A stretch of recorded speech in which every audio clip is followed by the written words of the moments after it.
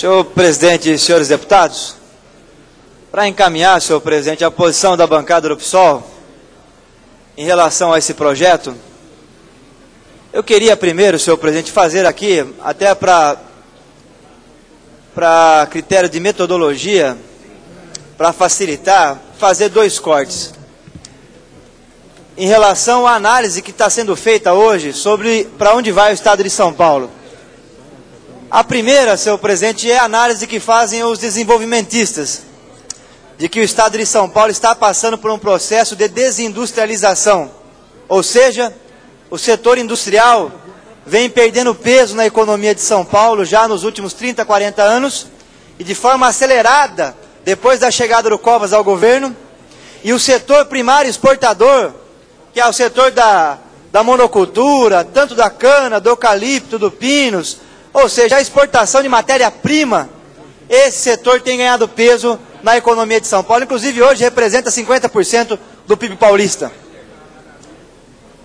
E uma outra avaliação é a avaliação daqueles que defendem uma economia socialista, que falam que o Estado de São Paulo está passando por um processo de reversão neocolonial, ou seja, um processo acelerado, a volta à antiga colônia. O que era a antiga colônia? A antiga colônia era o país, o Brasil era uma grande fazenda, inclusive foi uma grande fazenda até 1930, ou seja, regredindo a esse estágio inicial de desenvolvimento do país. Por que eu estou dizendo isso?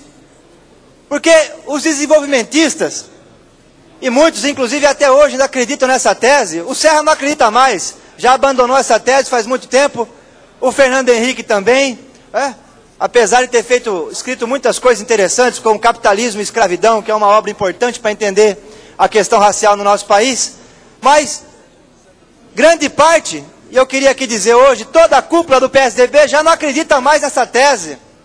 Para eles o que vale hoje é a tese do neoliberalismo, que é a anexação pura e simples do Brasil e a volta do Brasil à grande fazenda.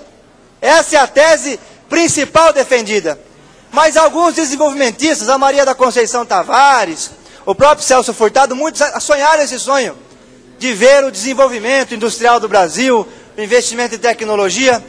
Eu acho, senhor presidente, que analisando hoje o debate nacional, que infelizmente não tem mais nenhum setor da elite nacional, e nenhum setor inclusive hegemônico hoje da intelectualidade, não acredita mais nessa tese, que é uma tese de que é possível ter no espaço do território nacional a internalização da riqueza, a internalização não só do crescimento da economia, mas também da distribuição das riquezas.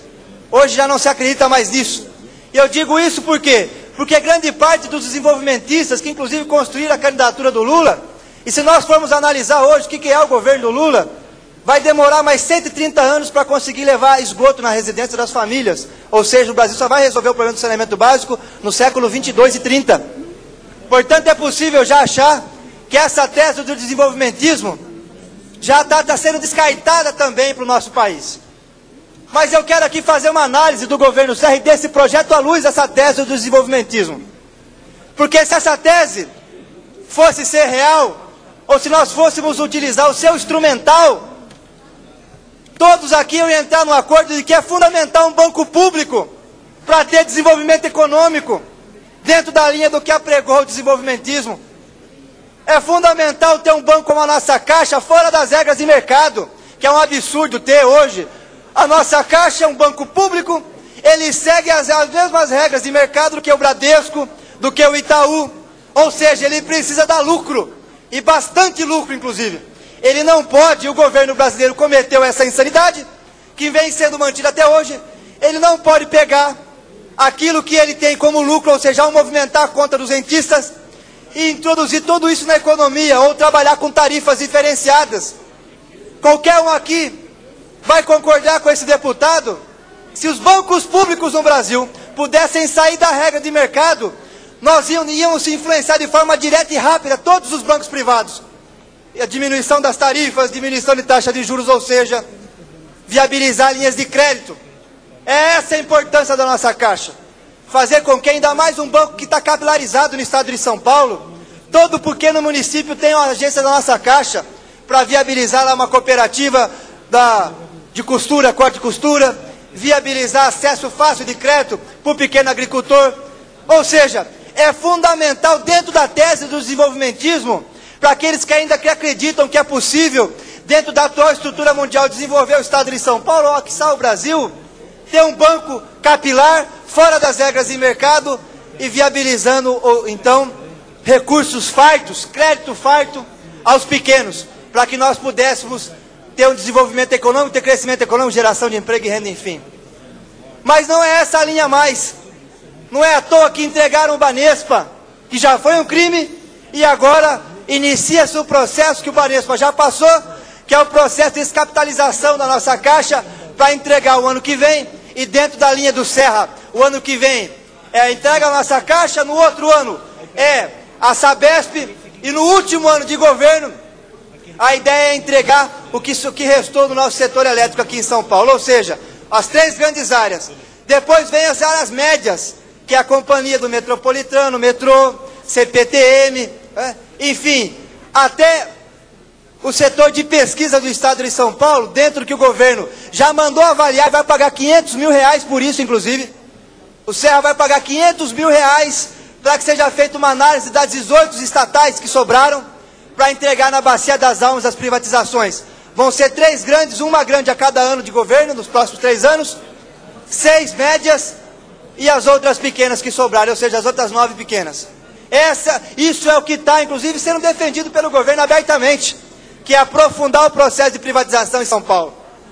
Pois bem, entregando a nossa Caixa, qual é o instrumento que o governo do Estado de São Paulo vai ter para fazer desenvolvimento econômico, para poder liberar crédito nos pequenos municípios, para poder financiar a pequena agricultura, financiar as cooperativas, financiar o pequeno? Então, como não existe essa tese, senhor presidente, eu gostaria aqui, na minha avaliação, é a tese do neoliberalismo do entreguismo puro e simples. Ou seja, vai fazer com que as grandes corporações, como o caso da Votorantim, que já tem os seus próprios bancos, que nem precisam recorrer ao sistema financeiro convencional, porque já tem hoje os seus próprios bancos, já são inclusive captadoras do papel da dívida, já são empresas que investem em áreas, mas também ao mesmo tempo especulam no mercado financeiro. Vai fazer com que tenha ainda mais uma concentração nas grandes transacionais, nas grandes empresas do Estado de São Paulo, no grande setor do setor agrícola, é o agronegócio. Por quê? Porque o pequeno, tanto ele precisa do subsídio, que não existe aqui em São Paulo, para poder produzir e não ficar à mercê do tempo, como precisa do financiamento. Então essa linha, na nossa avaliação, seja para o keynesiano é a desindustrialização, e seja para aquele que defende uma economia socialista é a reversão neocolonial.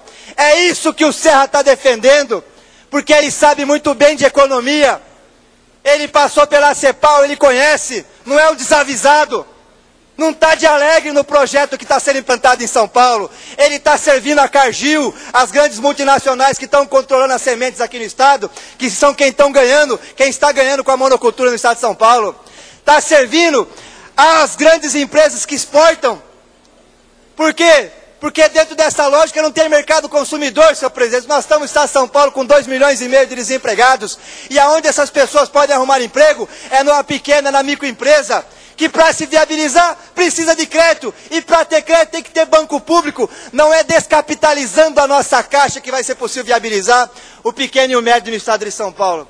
É por isso que o Fernando Henrique deu uma entrevista esses dias na Piauí, uma revista inclusive interessante, numa palestra que ele foi dar nos Estados Unidos, defendendo que o Brasil deveria se anexar mesmo aos Estados Unidos, porque não existe mais essa ideia de nação. Nação é uma coisa do começo do século passado, espaço territorial, não tem mais nada disso. Agora é anexar e entregar o futuro do povo brasileiro na mão das multinacionais e do governo dos Estados Unidos. Essa é a proposta. E o Serra sabe disso. E é uma tristeza ver vários parlamentares à margem desse debate, porque dizem que não há alternativas. Eu escutei hoje na Comissão de Agricultura uma audiência lá com os servidores da Secretaria da Agricultura, trouxeram olerite e seus deputados. O piso salarial de R$70, deputado Zico Prado estava lá, Vossa Excelência viu. Como vai desenvolver a agricultura no Estado de São Paulo com o servidor da Secretaria da Agricultura tendo um piso salarial de R$70. Desenvolver a pequena agricultura é por tudo isso, senhor presidente, que a bancada do PSOL é contrária à preparação de terreno para a privatização da nossa Caixa. Porque, infelizmente, a entrega da nossa Caixa vai dificultar ainda mais qualquer tipo de projeto de desenvolvimento aqui no estado de São Paulo. Por quê?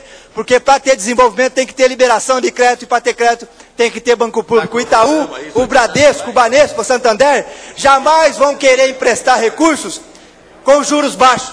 Por quê? Porque esses ainda, o Banesco agora está na mão dos espanhóis, vão querer muito lucro para arrastar do Brasil e levar para a Espanha, seu país de origem. Porquanto nossa posição é radicalmente contra a preparação de terreno para a privatização da nossa Caixa e das outras 17 estatais que o governo já gastou R$500 mil para avaliar quanto vai custar se for para o leilão. Pela ordem,